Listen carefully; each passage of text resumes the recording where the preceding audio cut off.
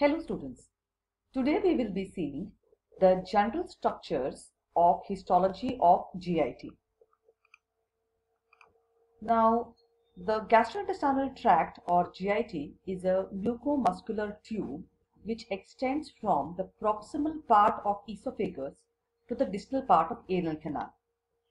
This entire tract has got some common structural features that are essential for digestion, absorption, and transport of food material, and that's the reason why the histology of the GIT has got the common structural features which we will be studying in today's video. Now, when we see a transverse section passing through the gastrointestinal tract, it consists of 4 layers from within outwards. From the luminal surface to the outer surface, these 4 layers are mucosa, submucosa, muscularis externa, and serosa or adventitia. Now, mucosa consists of 3 parts from within outwards. These are the lining epithelium, the lamina propria, and the muscularis mucosae. Submucosa consists of dense, irregular connective tissue. Muscularis externa has smooth muscle cell layers arranged as inner circular and outer longitudinal layers. And the outermost is either serosa or adventitia, depending on whether the gut tube is covered by peritoneum or it is not covered by peritoneum. Serosa is made up of connective tissue layer covered by peritoneum, while adventitia is only connective tissue layer. So these are the 4 layers which are seen from within outwards. What we see here is a gut tube and a transverse section taken through it. This here is the luminal surface. So what we see here is the mucosa having 3 parts: the lining epithelium, the lamina propria, and the muscularis mucosae. Next we see the submucosa, made up of dense, irregular connective tissue, having blood vessels, and at some places glands are also seen in the submucosa. Next we see the muscularis externa, made up of 2 layers, inner circular and outer longitudinal muscle layers, and between them we see the nerve plexus, that is the Meindrick plexus. We also see the submucosal plexus, which is seen between the submucosa and the muscularis externa. And outermost we see the connective tissue layer, which is plain adventitia, and when that is covered by peritoneum, we call the outermost layer as the serosa. So all 4 layers seen here. Let us now study these layers in a little detail. What we see here is a hand-drawn picture, transverse section of the GIT. This here is the luminal surface, and from here when we go outwards, we see the 4 layers: the mucosa, submucosa, the muscularis externa, and the serosa or adventitia. Mucosa showing us the 3 parts: lining epithelium, lamina propria, and the muscularis mucosae. Also we can see here the 2 parts or the 2 layers of muscularis externa, the inner circular and outer longitudinal layers of smooth muscle cells. Let us now study the mucosa. As we have already said, 3 parts, so it consists of lining epithelium, lamina propria, and muscularis mucosae. Epithelium. Lining of the gut is simple columnar epithelium except at 2 places. At the esophagus, we see the lining epithelium as stratified squamous non-keratinized epithelium, and in the terminal part of the anal canal, we see it as the stratified squamous epithelium. What is the function of epithelium? 3 functions: protection, absorption, and secretion. Absorptive function is supported by large surface area. The more the surface area, the more the absorptive function. And this increase in surface area is achieved by modifications specially seen in the small intestine. And these modifications are in the form of plica circularis, villi, and microvilli. Plicae circularis are circumferential submucosal folds. Villi are finger-like mucosal projections, and microvilli are cell surface projections.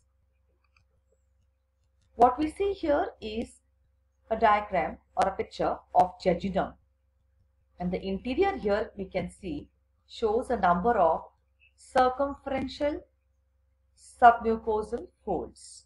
These are the plicae circularis. What we see here is a microscopic picture of the intestine.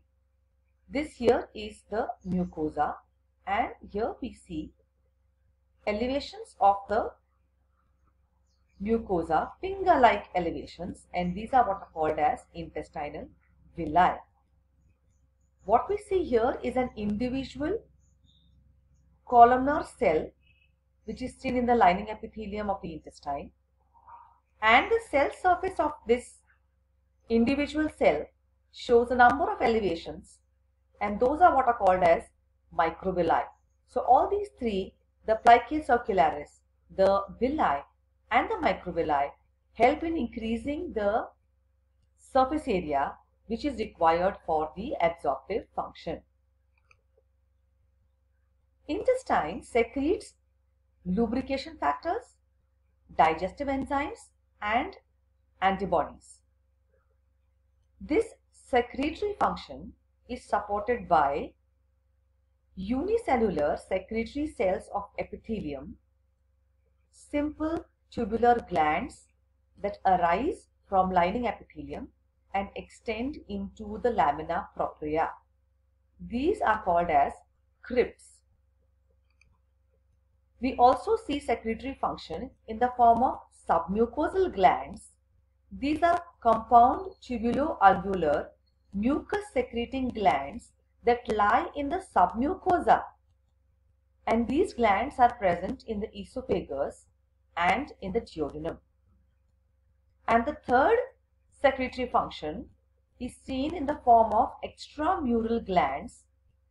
These are supportive glands that pour their secretion into the lumen of the gut through ducts, examples being liver and pancreas. So this is how the gut performs the secretory function. This we see here a diagram of the mucosa of the intestine, and here we see the tubular glands, simple tubular glands, which are seen in the lamina propria and mucosa part of the intestine. What we see in this hand-drawn picture is the submucosa, showing the presence of mucus secreting glands, and these are the submucosal glands. So crypts seen in the intestines and the mucus secreting glands seen in the submucosa, examples of the secretory function of the gut tube. Now we go on to see the lamina propria. This is a layer of loose connective tissue that supports the epithelium. It consists of blood vessels and lymphatic vessels. These vessels help in transport of absorbed nutrients. This also contains the gut-associated lymphatic tissue, or the GALT, in the form of diffuse lymphatic tissue or lymphatic nodules. This plays major role in protection, phagocytosis, and antibody secretion. In the ileum, lymphatic nodules are seen in the lamina propria and submucosa that form Peyer's patches. Lamina propria also contains spaces for mucosal depressions that form mucosal glands. Examples: gastric glands in the stomach and the crypts of Libercun seen in the intestine. This here, the same hand-drawn diagram shows us the lamina propria, connective tissue layer made up of blood vessels and lymphatic nodules. Then we go on to see the muscularis mucosae, a smooth muscle cell layer that separates mucosa from submucosa. Muscle cells here are arranged in two layers, inner circular and outer longitudinal layer. Contractions of muscularis mucosae changes the shape of the mucosa and facilitates absorption as well as secretion. So what we see here is the muscularis mucosae. So we have seen the three parts of mucosa: lining epithelium, lamina propria and muscularis mucosae.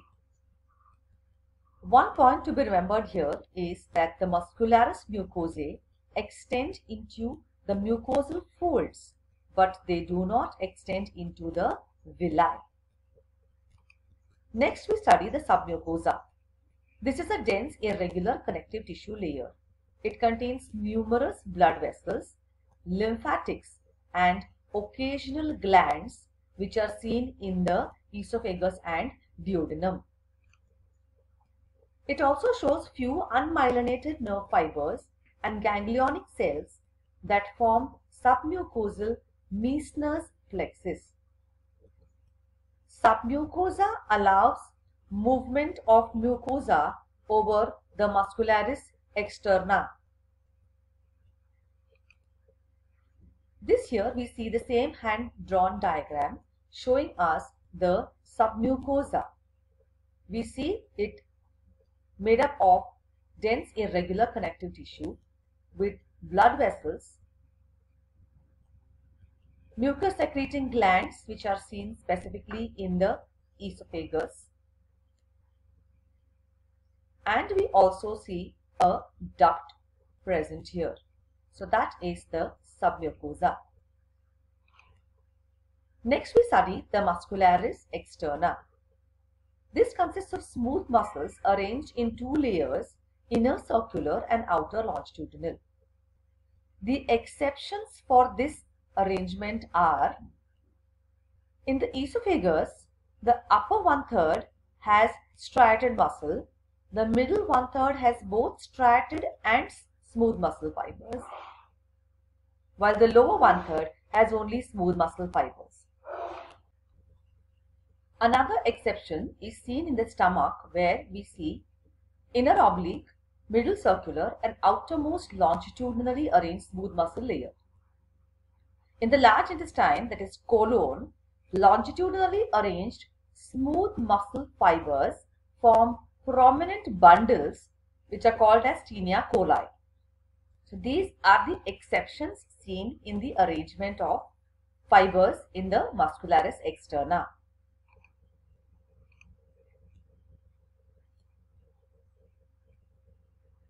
In some parts, the circular muscle layer forms a thick band that works as a sphincter, example being the pyloric sphincter. Between the inner circular and outer longitudinal layers, Auerbach's plexus, also known as the Meinerich plexus, is present. The function of the muscularis externa.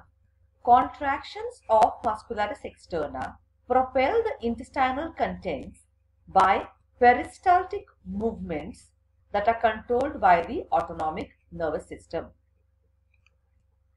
This here we see the muscularis externa showing us the two layers, the inner circular and the outer longitudinal layer. Mind you, we are seeing a transverse section, and that is why the inner circularly arranged layer shows the spindle-shaped smooth muscle cells which appear as a longitudinal section, whereas the outer longitudinally arranged layer appears as a transverse section. Finally, we go on to see the serosa or adventitia. This is the outermost connective tissue covering of the intestine. It is called serosa when the intestine is covered by a layer of peritoneum, mesothelium made up of simple squamous epithelium, and it is called adventitia when the intestine is covered only by connective tissue. Large blood vessels, lymphatics and nerves are present in this layer.